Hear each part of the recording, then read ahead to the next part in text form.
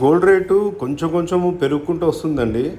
చాలామంది షాప్ దగ్గరకొచ్చి అడుగుతున్నారు కదా! అంటే బంగారం ధరలు తగ్గినాయి, భారీగా తగ్గినాయి, భారీ తగ్గినాయి అంటున్నారు. మరి మీరు చెప్పే రేట్లేమో ఆల్మోస్ట్ ఆల్ సేమ్ ఉన్నాయి కదా! మీరేమి తక్కువ ఇచ్చారన్నట్టుగా, ఏం తగ్గినాయి అన్నట్టుగా అడుగుతున్నారు. సో, వాళ్ళకి నేను చెప్పాల్సింది ఏందంటే, నేను ఆల్రెడీ చాలాసార్లు వచ్చినోళ్ళందరికీ వాట్సాప్ ఛానల్‌లో, తర్వాత యూట్యూబ్‌లో మీకు యాడ్ చేసి, నా లింక్ ద్వారా యాడ్ చేసి మీకు చూపిస్తున్నాను.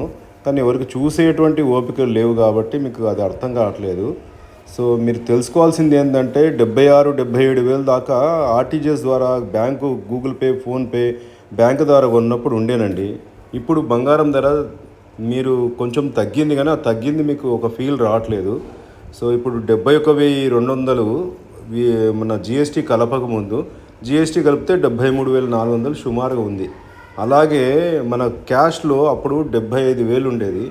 ఈరోజు కొనుక్కుంటే మీకు 73,000 చిల్లర వస్తుంది. సో, తగ్గిందండి. కానీ మీరు కోరుకున్నంత తగ్గట్లేదది. కారణం ఏందంటే క్యాష్‌లో ఆల్రెడీ ఆ టైంలో ఈ మన బడ్జెట్‌లో 6% ఇంపోర్ట్ ట్యాక్స్ తగ్గక ముందుకే అండర్ కాస్ట్‌లో అమ్మారు.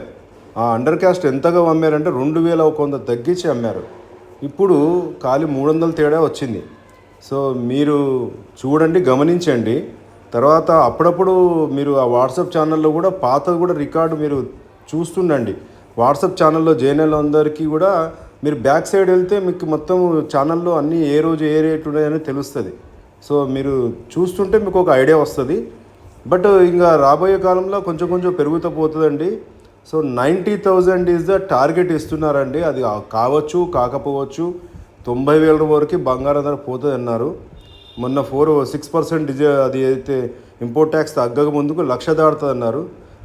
ఈరోజు మాత్రం 90,000 వరకు క్రాస్ కావచ్చు ఇయర్ ఎండింగ్ వరకు, లేదా నెక్స్ట్ ఇయర్ ఫస్ట్ మంత్లో అని చెప్పి అన్నారు. అది అవ్వచ్చు, అవ్వకపోవచ్చు. డిఫరెంట్ సిచ్యువేషన్ మీద డిపెండ్ అయి ఉంటుంది. సో, ఈ కనుక వీడియో మీకు నచ్చితే మీకు తెలిసిన వారికి షేర్ చేయండి. మీరు సబ్స్క్రైబ్ చేసుకోండి. మీకు ఏమన్నా డౌట్లు ఉంటే కూడా మీరు ఆ కామెంట్స్లో పెట్టండి, నేను మీకు క్లియర్ చేస్తాను. లేదంటే నా వాట్సాప్కి మీరు టెక్స్ట్ పే చేసినా కూడా నేను ఖాళీ ఉన్నప్పుడు చూస్తాను. జనరల్గా వాట్సాప్ చూడనండి నేను. చాలామంది కంప్లైంట్ నేను పంపించిన చూడలే అంటే, నేను చూడలేకపోతున్నా. ఎవరి గురించో తెలుస్తున్నా, అది ఎవరి గురించో ఓపెన్ అయ్యి ఎవరికో సమాధానం చెప్పాల్సిన పరిస్థితి వస్తుంది అన్నట్టు. సో, ఎవరైనా పర్టికులర్గా ఏమన్నా ఖాళీ ఉన్నప్పుడు చూస్తా అండి, చూసి చెక్ చేసి రిప్లై చేస్తాను. సో, మీకు ఈ వీడియో నచ్చితే కొంచెం లైక్ చేయండి, ఇతరులకు షేర్ చేయండి. థ్యాంక్ యూ అండి. All my time I'm waiting you to answer the phone. Nothing seems to happen, but the last stage is gone.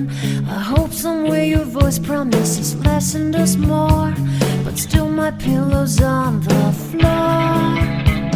Anyone could say that we are never assured.